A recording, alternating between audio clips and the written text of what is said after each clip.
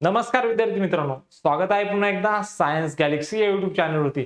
तर आजच्या व्हिडिओमध्ये आपण बघणार आहे बघा सीईटीच्या विद्यार्थ्यांसाठी एक नवीन अपडेट जाणून घेण्यापूर्वी जर चॅनलवर नवीन असाल तर चॅनलला सबस्क्राइब करा आणि तुमचे जे काही प्रश्न असतील ते कमेंट बॉक्समध्ये कमेंट करा। आणि अजून जर तुम्ही व्हॉट्सअप कम्युनिटी जॉइन केले नसेल तर पटकन डिस्क्रिप्शन बॉक्समध्ये जा आणि अशाच नवीन अपडेटसाठी काय करा, व्हॉट्सअप कम्युनिटीला जॉइन करा। बघूया आता काय तुमच्यासाठी नवीन अपडेट। बघा तुम्ही जर आले सीईटी सेलच्या ऑफिशियल पोर्टलवरती www.mahacet.org च्या ऑफिशियल पोर्टलवरती आणि तुम्ही या ठिकाणी येऊन थोडं जरी स्क्रोल केले बघा तर तुम्हाला काय दिसेल, एक नवीन अपडेट दिसेल बघा। अपडेट जाणून घेण्यापूर्वी जर अजून सेशनला लाईक केले नसेल तर पटकन काय करा, लाईक करा। बघूया आता काय दिलं या नवीन अपडेटमध्ये।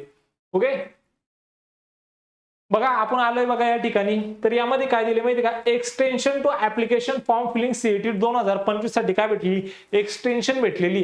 आता कोणत्या सीईटी साठी दिलेली मी तुम्हाला सांगतोय बघा। जर आपण या ठिकाणी जर थोडं जरी स्क्रोल केले तर नेम ऑफ सीईटी दिलेली बघा, महाराष्ट्र बीपीएड सीईटी 2025 याची जी आता यामध्ये काय झालेले एक्सटेन्शन भेटलेले बघा। ओके, कशासाठी, रजिस्ट्रेशन फॉर ऍप्लिकेशन फॉर्म, म्हणजे तुम्हाला तुमचा जो फॉर्म भरायचा ऍप्लिकेशन फॉर्म यासाठी काय भेटलेली, मुदत वाढ भेटलेली बघा।